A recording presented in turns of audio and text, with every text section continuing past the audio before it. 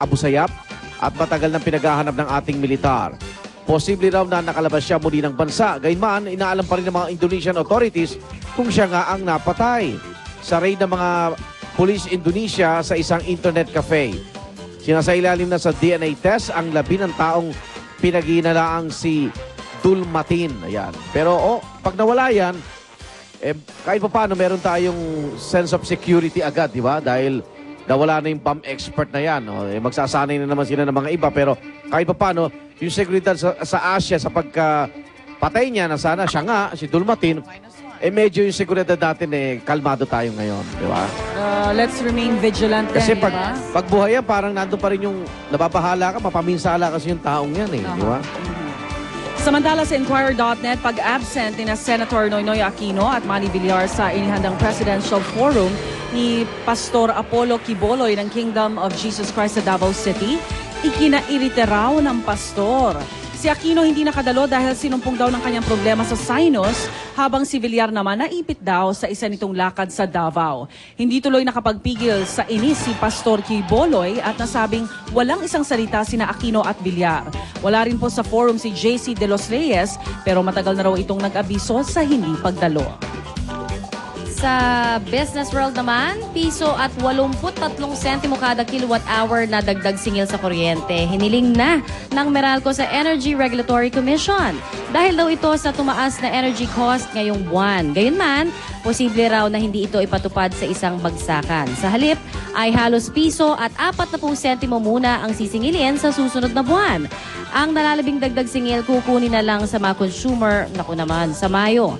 Una namang nilinaw ng Meralco na ang dagdag singil sa kuryente ay bunsod ng pagmahal ng kinukuhang supply sa wholesale electricity spot market at hindi raw sa kanila napupunta ito. Sige. Pero ang dami nagrereklamo kasi 'di ba, ngayon nga puro brown out tapos may tataas pa ng singil ng kuryente. Hindi lang yan, 'di ba? Recently sinabi nga nila na merong nga utang sa atin ng Meralco. Nasa na? Hindi pa nga sila nagpapay ng petisyon. Sabi ng ERC, tataas na Kasi nga, pinagbabatayan nila yung presyo ng WESM. Kasi sila nagpepenta ng kuryente.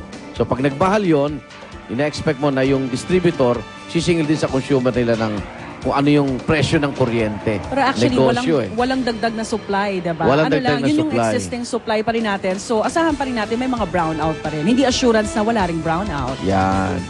Okay, mga igan, yan po ang ating front page at narito na ang lagay ng panahon.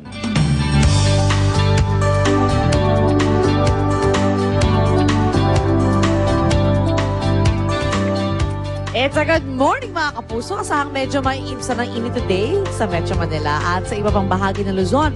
Ayon sa pag-asa, may cold front na umiiral sa bahaging northern at eastern Luzon.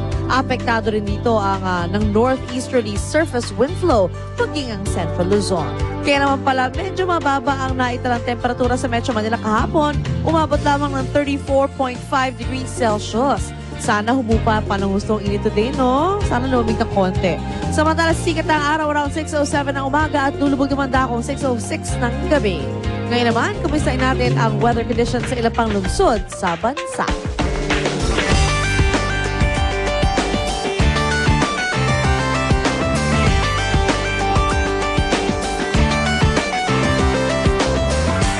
Ayan, medyo breezy nga today kasi hinahangin ang aming mga hair.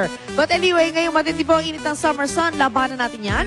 Hindi sa pamagitan ng galit at init ng ulo, kundi isang ngiti at fun under the sun, di ba? The sun.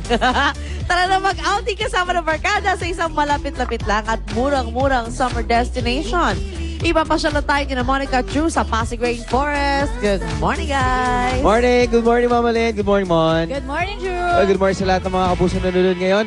Katulad na sinabi nga ni Mother Lynn, alam mo kung naghahanap kayo ng mura at malapit na destination at gusto nyong magsaya under the sun, Pasig Rainforest is the place to be. Correct. Agree ako dyan. At mamaya nga mga kapuso, aalamin natin at i-discover natin yung mga different amenities na meron dito sa park. Ayan. Dahil I heard, bukod sa pool, napakarami pa talagang pwedeng i-enjoy dito ngayong summer. Ay nako, magpapakita kami ng zoo. May zoo? Oo, pwede ka pa Wow. sumakay ng tren. May trend pa. Oo. Ako naman, napakadami Gusto mo, maglagay ka pa ng rubber shoes dahil usually, tuwing umaga, marami tumatakbo dito eh. Oh, correct. Nakita natin yung Diba? kanina. Oo. Oo. At bukod dyan, ako mamaya, meron tayong makakasama mga special guests Actually, na-meet mo na to partner eh. Ay, nako. Correct. diba? Na-meet mo na to eh. Oo. Well, makakasama natin mga kapuso ang mga Binibining Pilipinas 2010 winners at isi-share nila sa atin mamaya ang kanilang mga beauty secrets. Alam kung mo, bakit nga ba napakagaganda nila. Lumalayo na ako sa kanila, sila yung lumalapit sa akin. Napansin ko nga. Iba talaga ang charm mo, Drew. Iba talaga. Ay, nako. So yun, abangan niyo po yan lahat dito sa Pasig Rainforest sa aming pagbabalik. Back to studio. Thank you. Thank you kay Monica at Drew. Yan, salamat. At para sure naman po ang inyong feeling, yung fresh na feeling this summer, dapat kayo mismo ay refreshing ang dating. Paano nga ba yun? Teka muna. Ano maging refreshing ang dating? And it all starts with the hair. Yun naman pala yun. Teka muna, nakatali tayo ngayon. Dapat hindi yan pabigat. Sa halip neat at magaang dalhin. Maaga rin. Dapat maaga yung inaayos. Sa mga clueless pa, abay watch lang dahil mamaya magpapakita kami ng mga hairstyle na tiyak kukumpleto naman sa inyong summer look.